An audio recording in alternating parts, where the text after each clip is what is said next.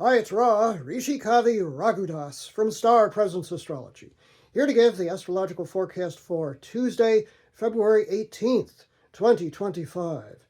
Big shift of energy today. The sun changes signs. It moves from the unconventional, often visionary, sometimes just a little strange, weird, and detached air sign of Aquarius into the, as I like to say, mystical, magical water sign of Pisces. Big shift of energy generally in the world, but also for our individual selves, depending on where Pisces is in our charts.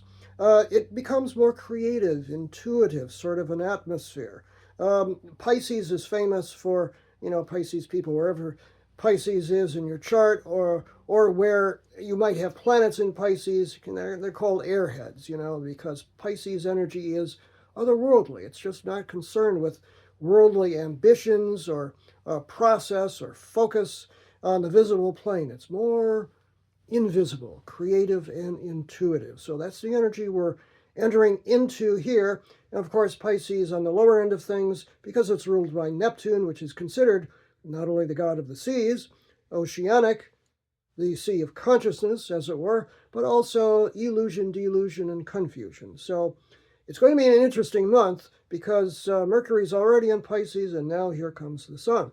So the sun enters into Pisces today at 2:07 a.m. Pacific Standard Time, 5:07 a.m. Eastern Standard Time, and 10:07 a.m. Greenwich Mean Time.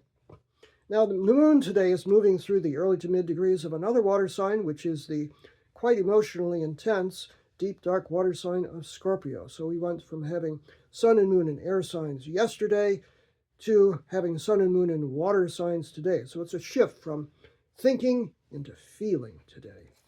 The moon makes a harmonious trine to Mercury, 7 degrees of Scorpio, 7 degrees of Pisces. Mercury at 7:55 a.m. Pacific Standard Time, 10:55 a.m. Eastern Standard Time, and 3:55 p.m. Greenwich Mean Time. That ain't so bad for the first day of Pisces to get in touch with, kind of really what you're feeling and be able to communicate it.